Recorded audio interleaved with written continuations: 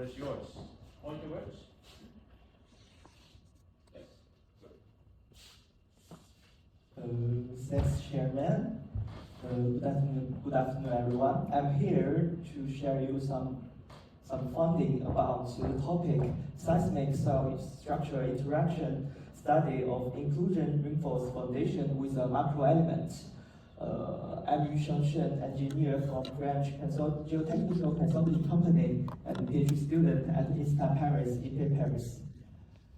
This topic was conducted in the framework of a French national project, AZG+, and the objective is to study the seismic behavior of such foundation.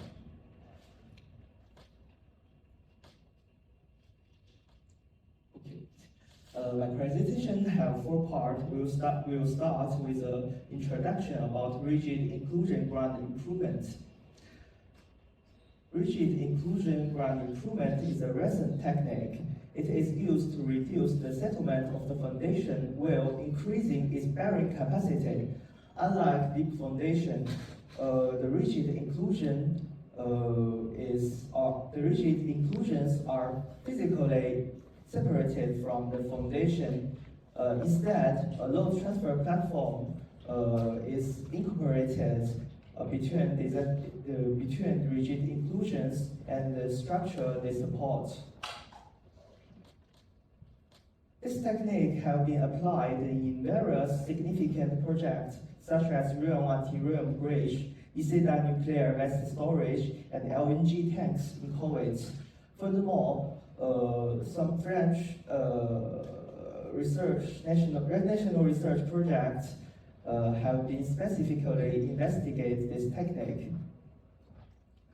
Commonly, in a structural design, we should take into account the cell structure interaction. Under the weak or moderate earthquake, we can use dynamic impedance to simulate the foundation and the soil. But with the strong earthquake, we try to simplify the problem by partitioning into 2 files, near files representing no-near response and far file representing linear response. And then we will concentrate these 2 files into a macro element, which can be used to describe the general behavior of the foundation in terms of general forces and general displacement. And we know that the elastic behavior of macro elements can be simulated by dynamic impedance.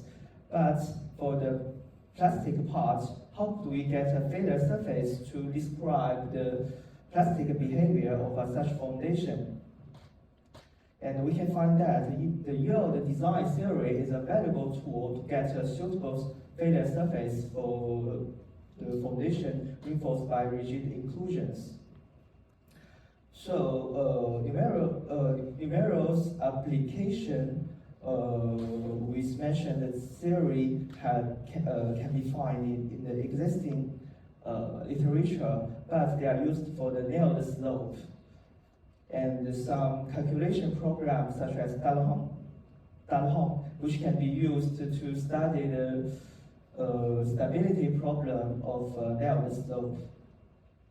And the first application of upper bound kinematic approach for the foundation reinforced by rigid inclusion is the Rheum-Anti-Rheum Bridge project. The failure mechanism was inspired by those for shallow foundation and confirmed by observation of a certificate test.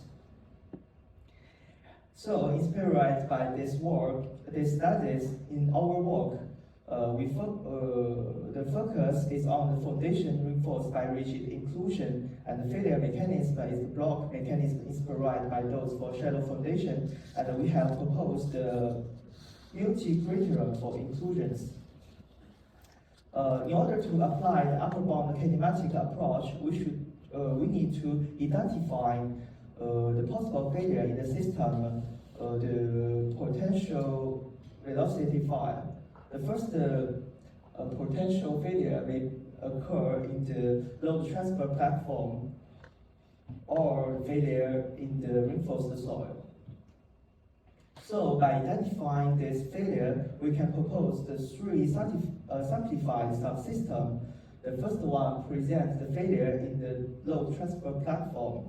The second subsystem represents the failure at the interface between the load transfer platform and the reinforced soft soil. The third subsystem represents the failure through the reinforced soft soil. And we can find in the literature, the first two cases have been studied for the non-reinforced soil. So our study is focused on the third subsystem, which is more complex because it involves in the same time the soil and the inclusions. So in this part, we chose the mechanism inspired by those for shallow foundation and consider the multi-criterion for the forces in rigid inclusions. So what is a multi-criterion? Multi-criterion serves to limit the forces provided by rigid inclusions.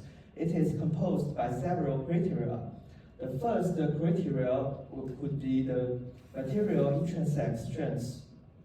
We could also have vertical interaction resistance and lateral interaction resistance, so classification of soil, surrounding soil, or rigid inclusions. With these four criteria, we could have our useful domain, which limits the forces in rigid inclusions, and by applying the principle of maximum, we can determine the forces in rigid inclusions.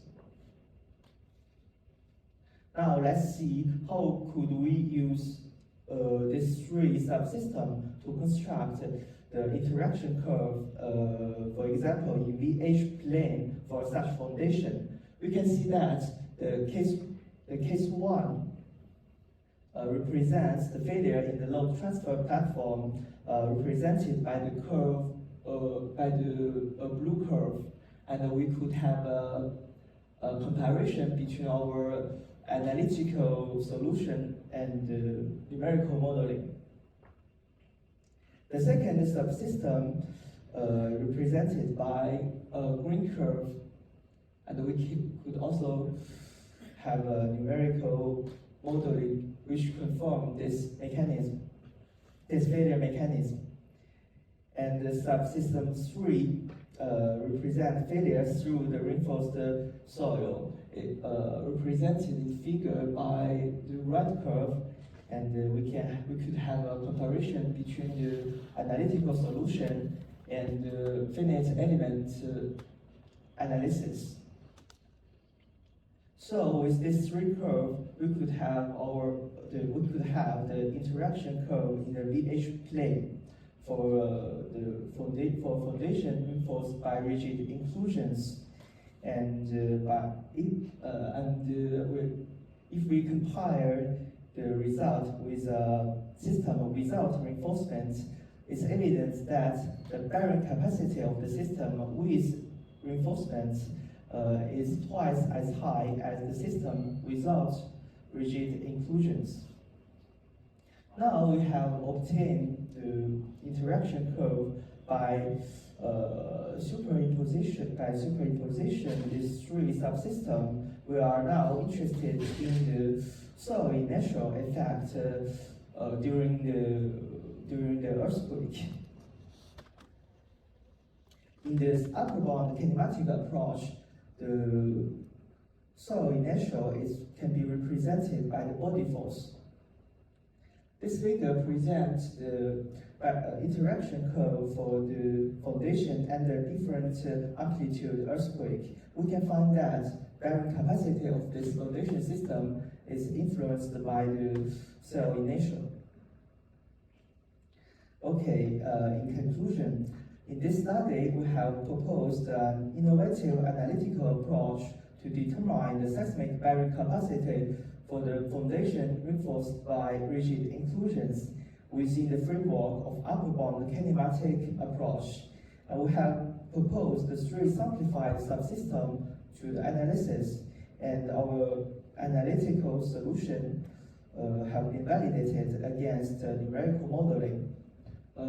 Also, a new multi-criterion controlling the forces of rigid inclusion was proposed considering different possible failure modes. And now the failure surface is available for dynamic SSI vacuum element and engineering practice. Thank you for your attention.